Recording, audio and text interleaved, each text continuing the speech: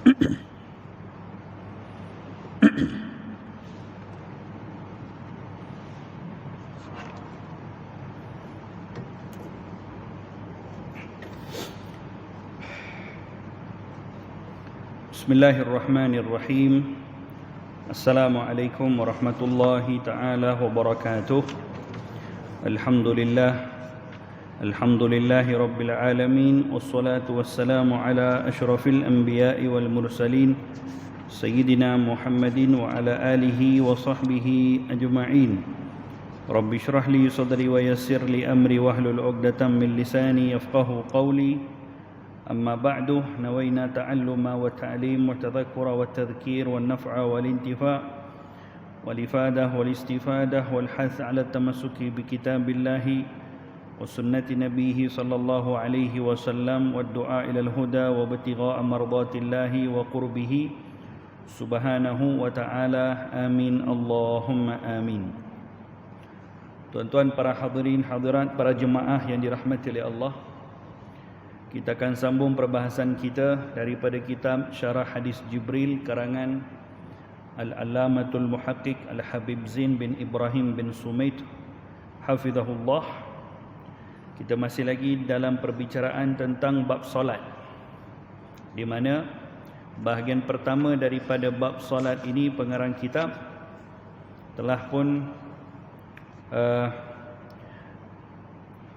yang telah pun kita bincangkan sebelum ini, iaitu solat-solat sunat yang tidak disyariatkan untuk didirikan secara berjamaah. Kita di dalam bab solat sunat, ya. Adapun bahagian yang kedua yang akan kita sambung pada malam ini adalah solat-solat sunat yang disyariatkan secara berjamaah. Jadi tuan-tuan rahimakumullah, kita sudah pun maklum bahawa di sana solat-solat sunat ada yang disunatkan untuk dilakukan secara berjamaah, ada yang disunatkan dilakukan secara bersendirian. Yang telah disunatkan untuk lakukan secara bersendirian, tapi kalau satu orang buat secara berjamaah, maka hukumnya makruh. Sebagai contoh, solat sunat ba'diyah maghrib tadi. Boleh ke solat sunat ba'diyah maghrib tadi dilakukan secara berjamaah? Sah ke kalau buat secara berjamaah? Jawapannya sah. Dilakukan secara berjamaah sah, tapi hukumnya makruh. Kerana apa? Kerana asal kepada solat sunat tadi tidak disunatkan ataupun tidak disyariatkan secara berjamaah. Begitu juga solat-solat sunat ada di sana yang disunatkan atau yang disyariatkan untuk dilakukan secara berjamaah. Ini yang akan kita bicarakan hari ini.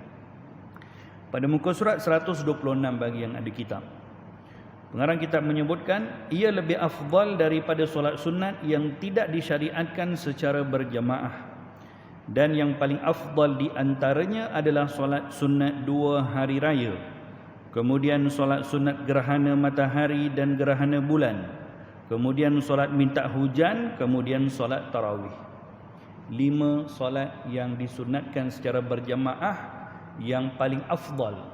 Ada juga solat-solat sunat lain yang boleh dilakukan secara berjamaah, tetapi yang 5 ni paling utama. Maksudnya, kalau berpeluang untuk mendirikan, jangan ditinggalkan solat tersebut, dilakukan secara berjamaah. Iaitu yang pertama adalah solat sunat 2 hari raya. Maksudnya solat sunat hari raya Aidilfitri dan solat sunat hari raya Aidil Adha. Adapun solat sunat 2 hari raya adalah sunat yang paling muakkad, sangat dituntut, dan pendapat yang lain ia adalah fardu kifayah. Ini dari segi hukum mendirikan solat sunat hari raya. Pendapat dalam mazhab kita, mazhab Imam Syafi'i, solat sunat hari raya sama ada Aidil Adha atau Aidil Fitri, hukumnya adalah sunat muakkad. Maksudnya sunat yang dituntut. Bahkan daripada banyak-banyak solat-solat sunat yang disyariatkan secara berjamaah, yang paling atas kedudukannya adalah solat sunat hari raya. Solat sunat hari raya. Solat sunat hari raya Aidilfitri dan hari raya Aidil Adha dari segi kaifiyah, cara melaksanakan solat sama saja. Cara melaksanakan solat sama. Maksudnya 2 rakaat, kemudian selepas daripada pada rakaat pertama, selepas daripada 7 kali takbir, pada baca Fatihah, rakaat kedua 5 kali takbir baru baca Fatihah. Kemudian surah-surah yang dikhususkan untuk dibaca pada rakaat pertama dan rakaat kedua. Kemudian selepas solat ada khutbah hari raya. Dari segi kaifiat ini sama saja untuk solat sunat hari raya Aidil Adha dan solat sunat hari raya Aidilfitri.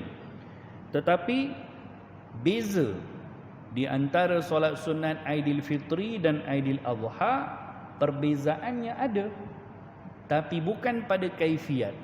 Bezanya adalah pada bilakah waktu yang paling afdal untuk melakukannya. Di sana ada sedikit perbezaan di antara 2 solat ini.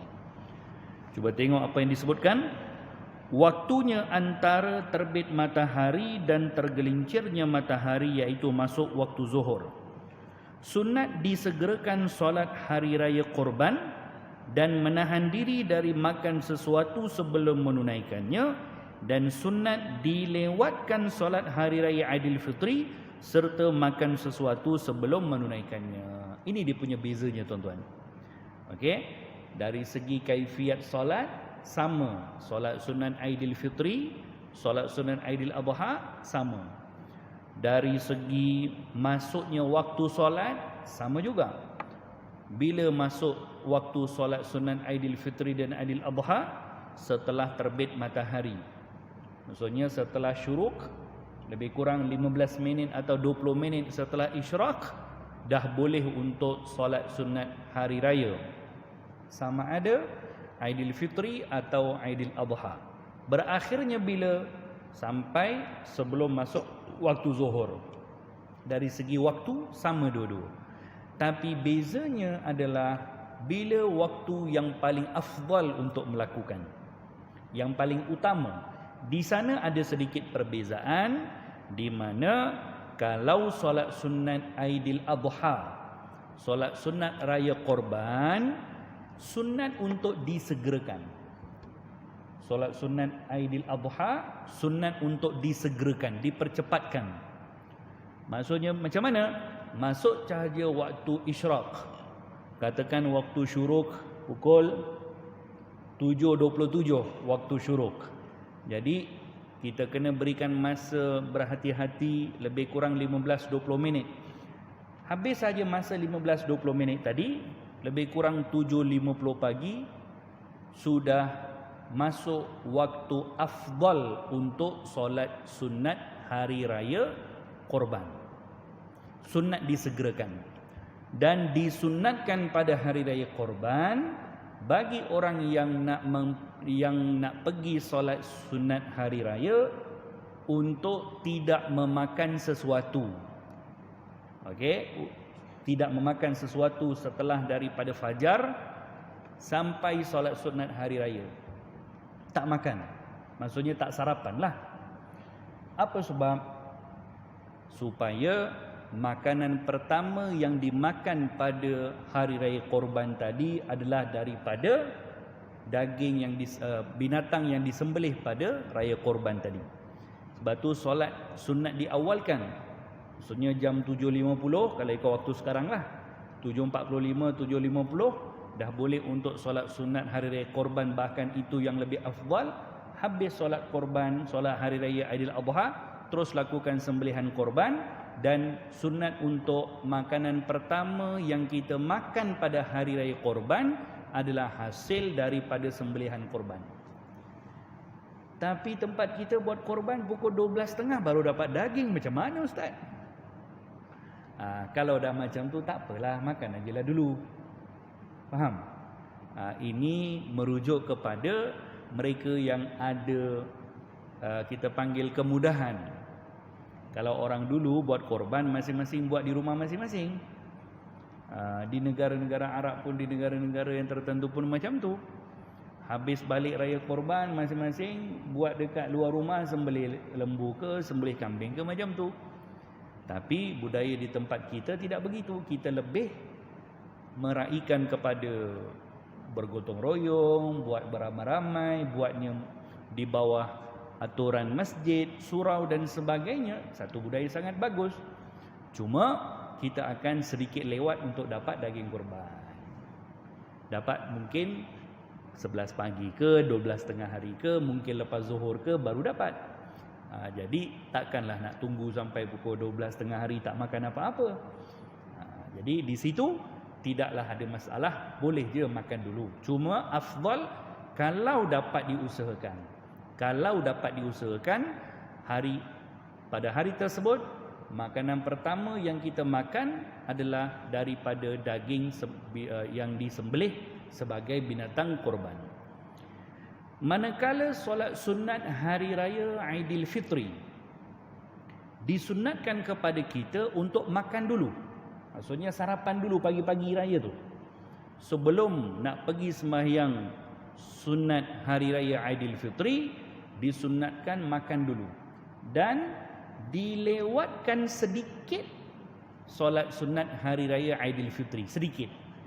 Maksudnya kalaulah hari raya Aidil Adha pukul 7.50 dah boleh solat sunat Aidilfitri, dilewatkan sikitlah. 8.30 ke, 8.45 ke, 9 ke, macam tu. Kerana apa disunatkan untuk dilewatkan? Supaya orang ramai ada peluang pada pagi raya tersebut untuk bermakan-makan dulu, untuk menzahirkan kegembiraan, kurniaan yang Allah Subhanahu wa taala kurniakan kepada kita pada pagi raya tadi, iaitu maghfirah yang Allah berikan sebagai hadiah sebulan Ramadan yang kita beribadah kepada Allah Taala. Pagi raya tersebut adalah hari yang Allah Taala akan memberikan hadiahnya. Iaitu apa hadiah yang akan diberikan pada pagi 1 Syawal? Hadiah yang diberikan adalah pengampunan dari Allah Subhanahu wa taala secara total kepada semua yang hidupkan pagi Syawal dengan takbir, dengan bersiap-siap nak pergi solat raya, maka kepada mereka akan diberikan hadiah tersebut dengan syarat mereka telah pun melalui 1 bulan Ramadan dengan beribadah kepada Allah.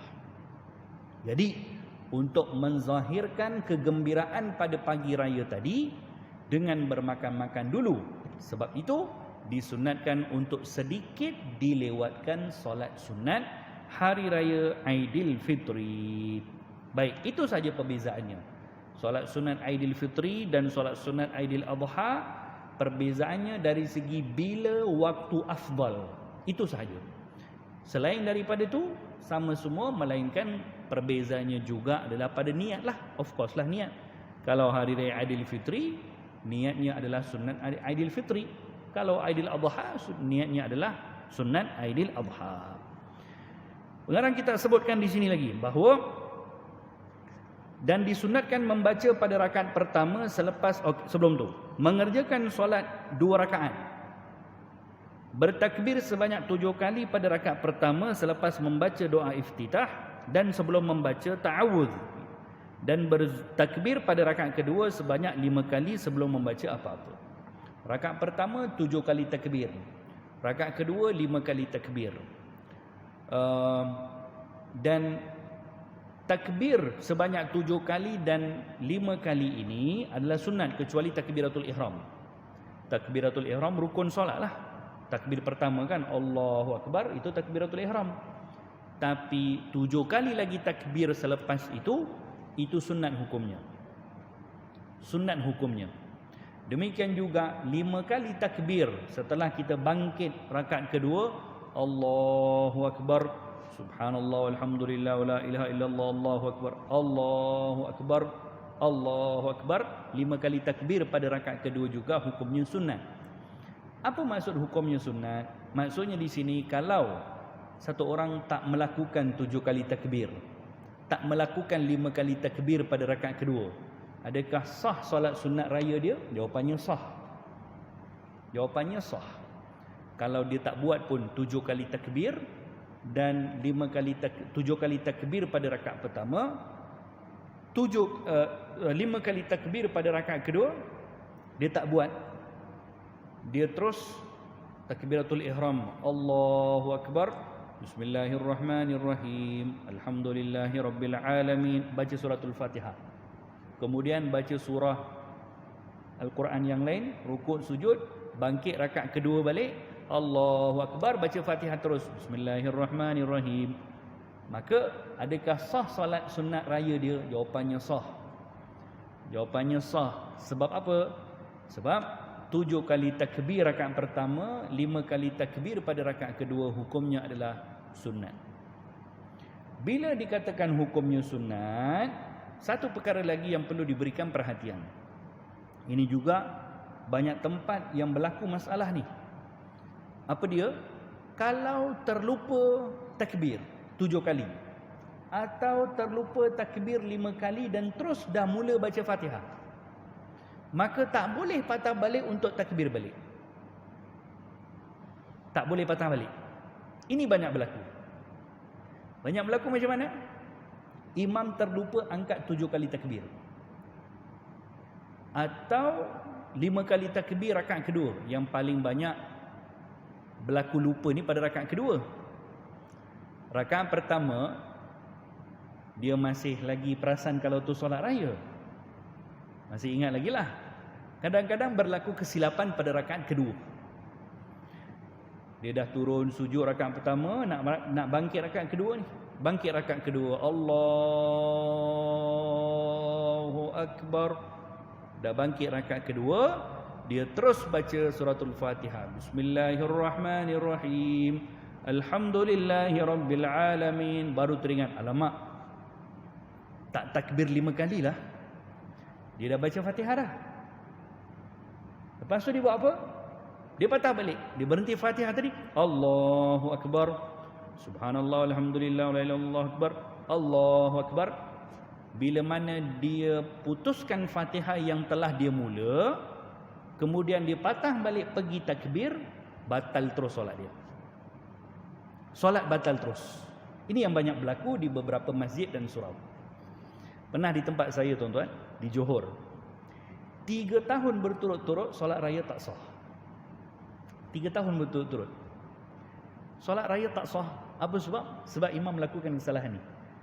Yalah, benda bukan disengajakan, tapi tak ada orang yang tegur. Mungkin jemaah pun excited nak raya. Jadi 3 tahun straight solat raya tak sah. Apa sebab? Kerana imam bila pada rakaat kedua dah bangkit, dah baca bismillah.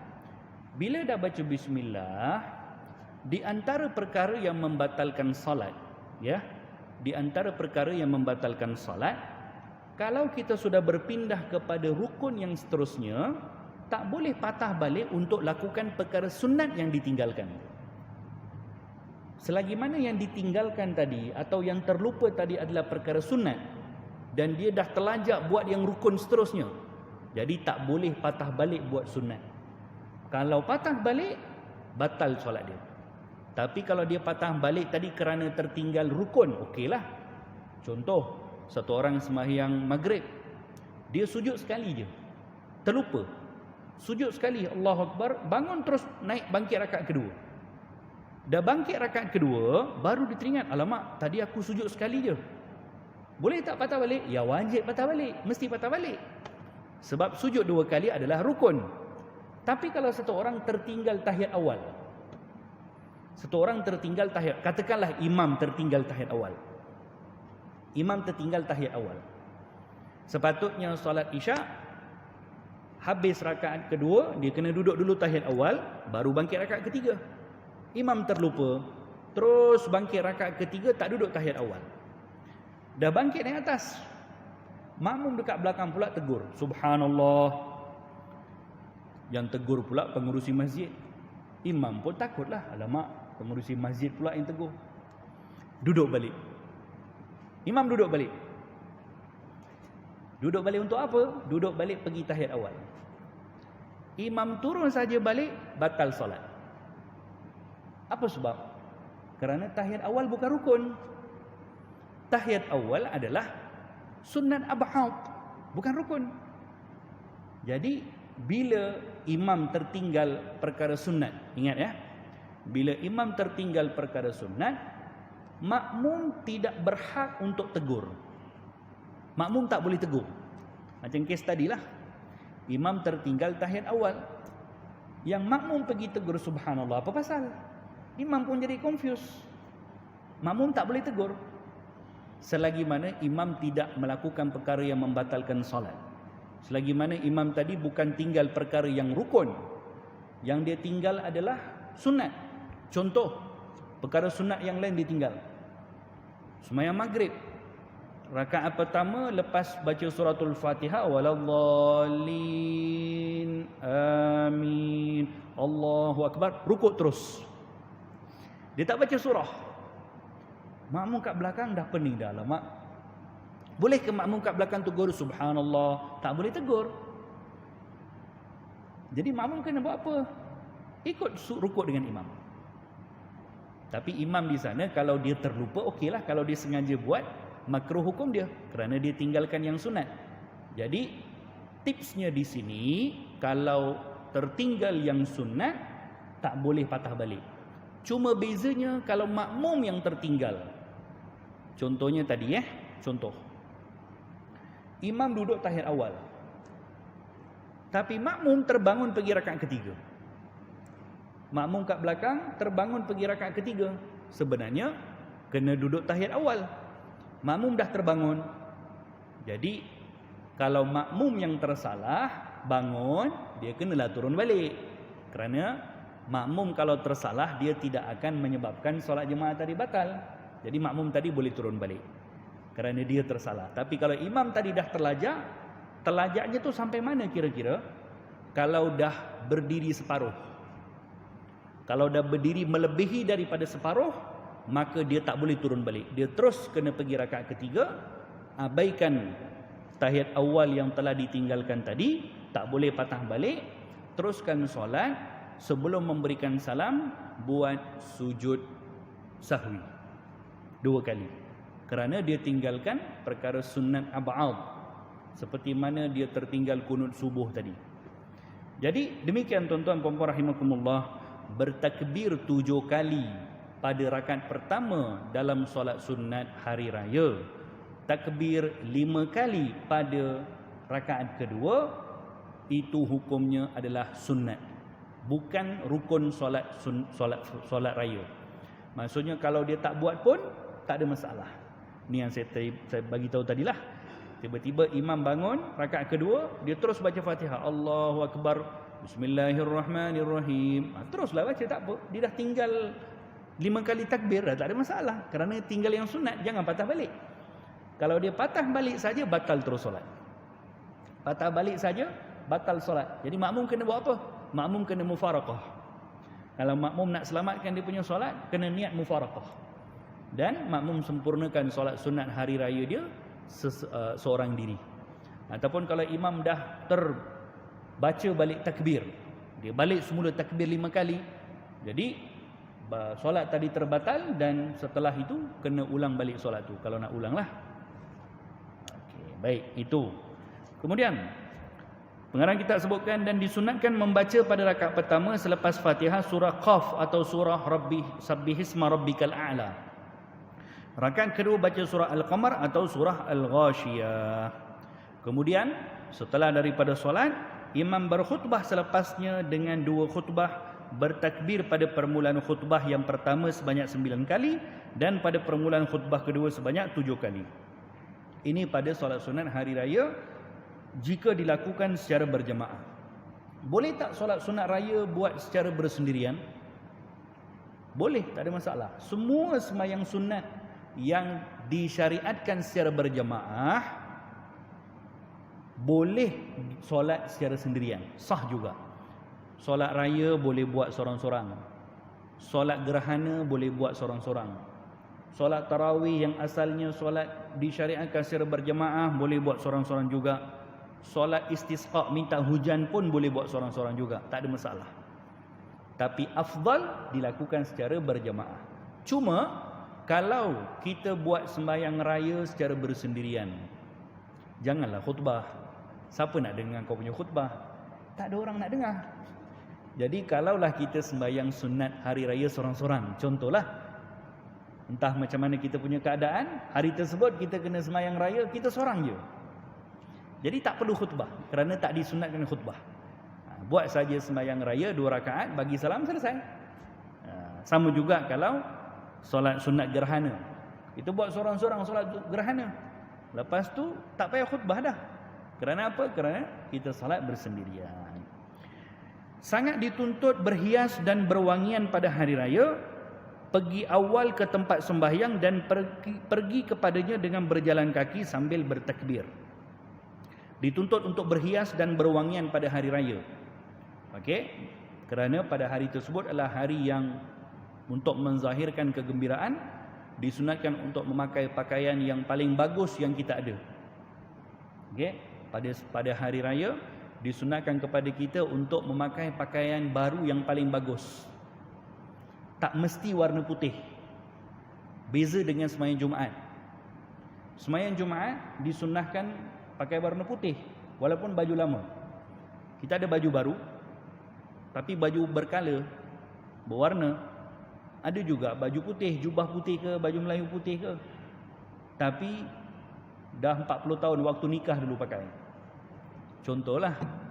Jadi kalau sembahyang Jumaat, tetap juga sunat hukumnya untuk pakai warna putih, diutamakan. Kalau sembahyang raya, warna putih itu bukan keutamaan. Yang paling utama, mana baju atau pakaian yang paling bagus, yang paling baru yang ada kepada kita. Itu yang paling utama. Tak mesti warna putih. Tapi kalau pakaian baru, yang paling bagus yang ada kepada kita hari itu adalah warna putih, maka itu lebih afdal. Jadi di situ ada sedikit perbezaan pada pemilihan pakaian pada hari raya dan untuk pergi sembahyang hari raya, dan disunatkan untuk berjalan pergi ke tempat solat sambil bertakbir.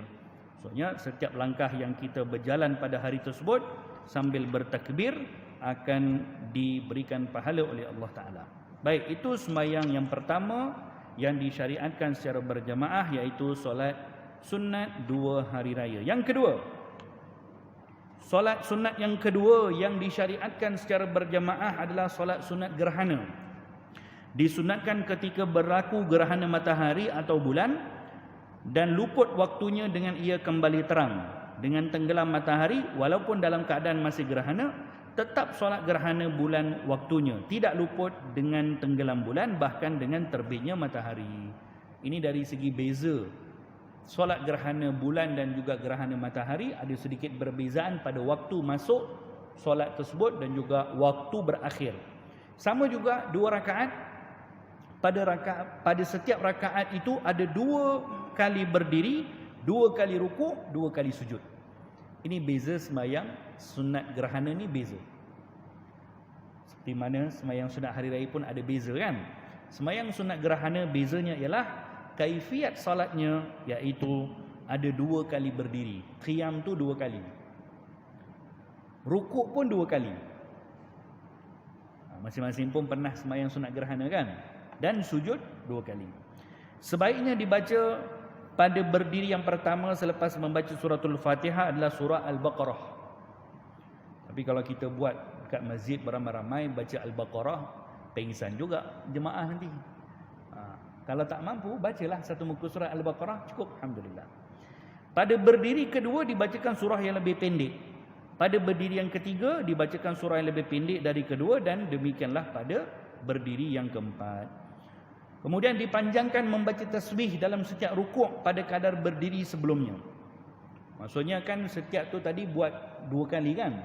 Rukuk 2 kali, sujud 2 kali. Jadi rukuk pertama dengan rukuk kedua, rukuk pertama tasbihnya tu dilebihkan daripada rukuk yang kedua. Sujud yang pertama tasbihnya dilebihkan daripada sujud yang kedua. Ini bagi sembahyang sunat gerhana. Okey, sembahyang sunat gerhana. Allahumma salli ala Muhammad. Kemudian dikuatkan bacaan pada solat gerhana bulan dan tidak dikuatkan pada solat gerhana matahari, dan berkhutbah selepasnya dengan 2 khutbah.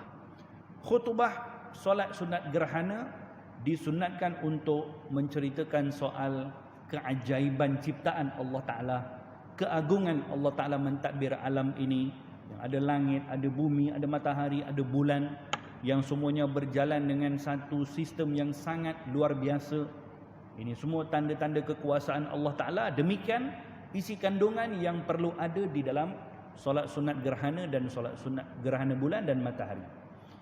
Demikian juga solat sunat Aidil Adha. Jangan pula tiba-tiba sembahyang sunat Aidil Adha tapi isi khutbahnya cerita tentang rasuah. Ini tak ada kaitan. Sembahyang sunat hari raya tapi isi ceritanya hari pahlawan contohnya. Tak ada kaitan. Jadi salat sunat hari raya Aidilfitri isi kandungannya lebih kepada menimbulkan kesedaran kepada umat Islam tentang keagungan Allah Ta'ala berikan setelah daripada berjayanya bulan Ramadan. Bagaimana besarnya harapan kita untuk ketemukan Ramadan akan datang. Betapa besar rahmat yang telah Allah beri sepanjang sebulan Ramadan. Betapa kita perlu untuk mengekalkan ibadah kepada Allah selain daripada bulan Ramadan juga. Maka ini contoh isi kandungan yang perlu ada dalam khutbah pada salat sunat Aidilfitri. Kalau salat sunat Aidil Adha ceritakan tentang pengorbanan Nabi Ibrahim, Nabi Ismail dan sebagainya. Demikian contohnya. Baik. Ketiga, solat sunat yang disyariatkan secara berjamaah adalah solat sunat minta hujan. Disunatkan ketika berhajat kepada curahan hujan. Jadi, kalau tak berhajat kepada curahan hujan, tak payahlah buat sembahyang sunat istisqa. Apabila bumi menjadi kemarau, maka pemimpin perlu memerintahkan rakyatnya bertaubat daripada maksiat-maksiat, meninggalkan kezaliman dan berpuasa 3 hari. Maka puasa tersebut menjadi kewajipan ke atas mereka. Begitu juga perkara-perkara kebaikan yang diperintahkan melakukannya oleh pemimpin. Kemudian mereka wajib keluar pada hari keempat dalam keadaan berpuasa dengan pakaian lusuh dan lama tanpa ada perhiasan.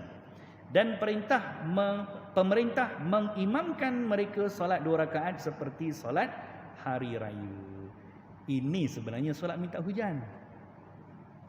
Ini sebenarnya cara afdal solat minta hujan. Iaitu pertama sekali apa? Yang mengarahkan untuk solat istisqa tadi adalah daripada pemerintah. Kemudian disunatkan kepada rakyat semua untuk berpuasa 3 hari. Sebelum hari keempatnya akan keluar beramai-ramai untuk solat sunat minta hujan. Setelah berpuasa itu solat itu puasa ya. Kalau pemerintah yang dimaksudkan di sini adalah yang paling atas memegang tanggungjawab dalam hal ehwal agama. Kalau di negara kita sultan lah, atau yang di Pertuan Agong kalau di wilayah. Perintahkan, kita ni dah kemarau, maka kita akan buat solat istisqa. Maka dengan ini saya perintahkan kepada rakyat semua untuk melakukan puasa selama 3 hari. Ingat tuan-tuan, kalau ada perintah seperti itu, puasa itu menjadi wajib kepada semua orang Islam di negeri tersebut. Puasa arahan pemerintah sebelum melakukan solat istisqa, kalaulah diperintahkan, maka puasa itu automatik menjadi wajib kepada semua orang Islam. Tak berpuasa, dosa. Kalau ada arahan. Kemudian hari yang keempat disunatkan untuk rakyat semua untuk keluar, berkumpul di suatu tempat yang terbuka. Afdalnya lah, kalaupun di masjid tak ada masalah. Afdalnya di tempat yang terbuka. Dalam keadaan datangnya dengan keadaan yang dhaif, yakni seolah-olah menzahirkan betapa mengharap kepada Allah Ta'ala. Sebab itu disebutkan dengan pakaian yang lusuh. Maksudnya tinggalkan perhiasan. Tidak seperti mana kita pergi sembahyang sunat hari raya. Kalau sembahyang sunat hari raya pergi dengan pakaian yang bagus, berwangi-wangian apa semua kan. Solat sunat minta hujan tak. Kita nak pergi mengharapkan Allah Ta'ala berikan suatu kepada kita, iaitu curahan hujan dengan kemarau yang berlaku.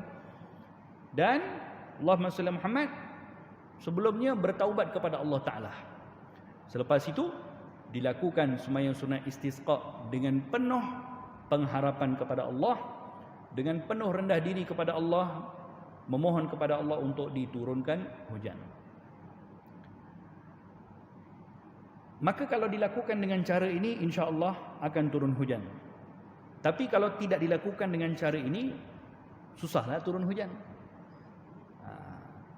Dahulu pernah ada cerita berlaku perintah untuk solat sunat istisqa di suatu tempat, di suatu negeri.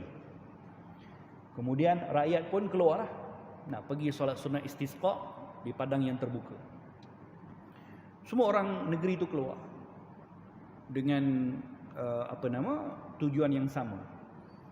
Tiba-tiba ada satu orang Pak Haji ni, dia seorang-seorang dia keluar bawa payung, padahal kemarau. Ini pun nak pergi untuk solat sunat minta hujan. Pak Haji ni seorang-seorang dia keluar pegang payung. Orang kampung ketawakan, apalah punya orang tua ni, ini tengah kemarau, tengah panas terik, dia pula keluar rumah pegang payung, bukan hujan. Satu orang pergi tanya dengan Pak Haji ni, apa pasal Pak Haji bawa payung? Maksudnya dia tak buka lah payung tadi, dia pegang bawa payung. Kata Pak Haji ni, bukankah hari ini kita nak pergi sembahyang sunat minta hujan, solat sunat istisqa? Kalau habis solat sunat istisqa turun hujan, bukankah kita semua akan basah? Jadi saya bawa payung siap-siap.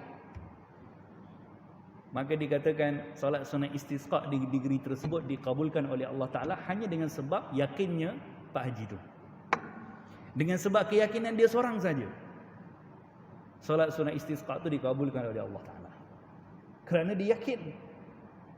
Tapi kalau kita yang buat dengan cara tidak seperti ini, contoh kan, solat sunat istisqa buat dekat masjid, airconnya apa semua, solat dalam keadaan yang selesa, tak ada rasa betul-betul berada dalam keadaan yang penuh pengharapan kepada Allah Ta'ala, macam mana nak turun hujan? Tidak ada pengharapan yang luar biasa kepada Allah. Yang ni solat sunat istisqa ni adalah solat sunat yang betul-betul kita ini solat dalam keadaan kalau lepas solat tu tak turun hujan, mati kita. Macam tu pengharapan yang perlu ada bila mana solat sunat istisqa, bukan main-main. Solat istisqa ni luar biasa, bukan main-main. Keyakinan tu kena ada tinggi. Ada satu orang kumpulan pendakwah pergi, diceritakan oleh guru kami Al-Hadith Kazim, satu orang kumpulan pendakwah pergi berdakwah di Perancis satu ketika dulu. Maka mereka ni dengan pakai jubah, pakai sorban apa semua berjalan, satu kumpulan ditahan oleh pihak polis. Ya, kamu ni dari mana? Katanya kami ni orang Islam datang untuk berdakwah. Kemudian ditanyalah, apa itu Islam, apa yang kamu nak buat dekat sini, sekian. Diceritakan agama Islam ni adalah sekian. Maka beberapa orang pihak berkuasa polis tu kata kepada pendakwah ni lah, ulama-ulama ni, katanya, ini cerita dah lama dulu, di negeri kami ni ada masalah. Katanya kami ni dah lama tak turun hujan, kemarau. Kalaulah ada apa-apa penyelesaian menurut agama kamu, iaitu agama Islam, ada tak apa-apa penyelesaian untuk kami ni? Kami dah buat macam-macam dah, hujan tak turun juga. Dah tanam kan ada teknologi tanam hujan kah pun tak tahu, hujan tak turun juga. Kata mereka, ya ada, dalam agama kami senang, kita solat 2 rakaat, tak ada tangan mohon kepada Allah, turun hujan. Katanya, senang je kau punya teknologi, kita punya susah teknologi, nak kena tanam hujan apa semua baru turun. Kau solat 2 rakaat, minta kepada Tuhan turun hujan. Ya. Kalau demikian, kata beberapa pegawai polis, kalau demikian jom kami bawa kamu pergi ke tempat kamu punya masjid untuk solat. Katanya tak perlu pergi ke masjid. Lalu di mana nak solat? Di sini. Tepi jalan. Ya, di sini kita solat. Bila? Sekarang. Ya, negara orang kafir kan, takkan nak pergi puasa 3 hari apa semua, tak ada keperluan waktu tu. Jadi masing-masing pun bentangkan kain, solat sunat istisqa. Habis solat, berdoa kepada Allah dengan penuh tawajuh kepada Allah Ta'ala. Subhanallah, selesai daripada istisqa, selesai daripada khutbah ringkas, selesai daripada doa mereka tawajuh kepada Allah, turun hujan. Dan pegawai-pegawai polis yang ada tempat tu semuanya masuk Islam. Kerana apa? Kerana keyakinan. Demikian tuan-tuan rahimakumullah, solat sunat istisqa atau solat sunat minta hujan ini adalah suatu perkara yang sangat agung di sisi Allah Ta'ala. Dan terakhir adalah solat sunat tarawih, seperti mana yang semua kita maklum. InsyaAllah, mudah-mudahan Allah Ta'ala berkati pertemuan kita. Hadza billahi taufik. Allahumma inna na'udzubika min ilmin la yanfa' wa na'udzubika min qalbin la yakhsha' wa na'udzubika min du'a'i la yustajab wa na'udzubika min 'amalin la yuqbal bi rahmatika ya arhamar rahimin. Rabbana atina fid dunya hasanah wa fil akhirati hasanah wa qina adzaban nar. Wa sallallahu ta'ala wa sallam ala khairil sayyidina Muhammadin wa ala alihi wa sahbihi wasallam. Walhamdulillahi rabbil alamin. Wassalamualaikum warahmatullahi wabarakatuh.